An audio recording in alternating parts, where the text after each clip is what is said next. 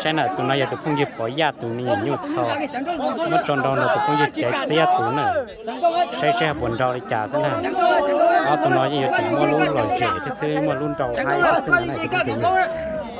เราซื้อเลยน่ะลอยเฉยนิดเดียวชีดดีเลยน่ะให้หมดเลยนอนนั่นแหละตัวต่อปัตเตอร์เราขอต้องหมดเลยนะอย่าไปปลาซื้อน่ะ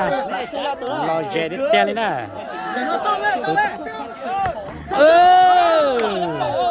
tao nhá bỏ lên còn nó nè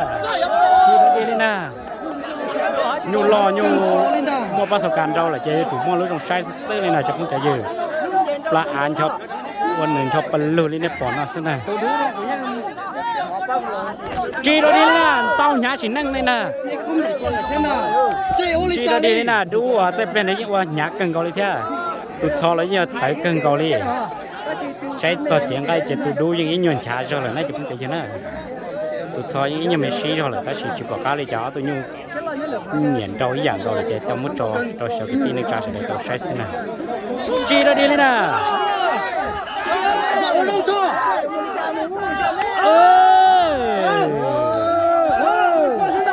ซออะไรยังขอซอที่ซื้อจีเราดีเลยแค่นั้นเตาหยำบ่อนี่นอนแค่เราจะพ้องจอจื้อมัวเลยลงใช้ซื้อจีต้องมัดตัวส้มเชียจีนั่นน่ะจีต้องมัดตัวฟีซอเลยแค่นั้นจีเราดีเลยซอยังจีเตาอยู่ส้มเชียจีเราดีเลยน่ะซอยังจีตัวจอเลยเนี่ยก่อนหน้าที่ซื้อน่าจะพ้องจอจื้อ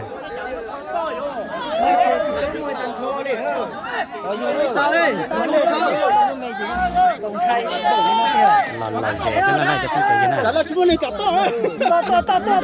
chuối khủng đó thôi vẫn lên mà thế này đèn trâu lên còn nó là thế này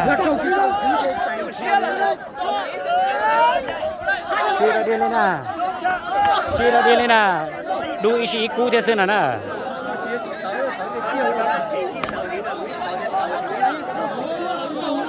đôi xí cú thế nàyจะคงจะยังไงมัวเลยลงใช้ซะนะตัวใจเปลี่ยนดูเดี๋ยวเราจะแห่งเกินเก่าเลยนะจะคงจะยังไงจีเราดีเลยแท้น่ะรอเจเกินเก่าเลยปวดตอนนอนเลยแท้น่ะ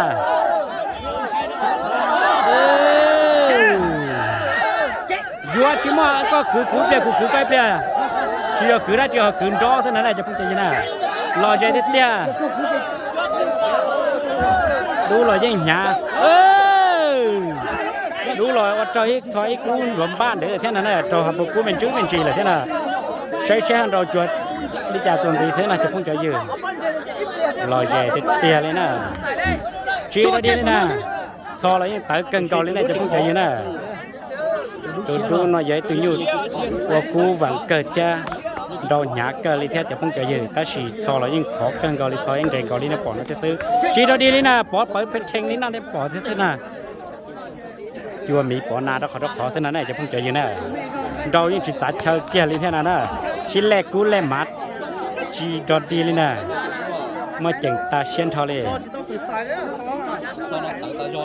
ให้เด็กเตี้ยหล่อเจ๋งกันกอเลยนะ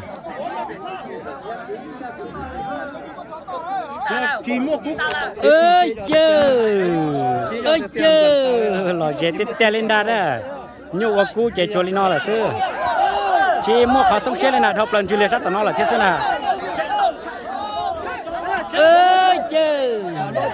ชีระดีเลยนะ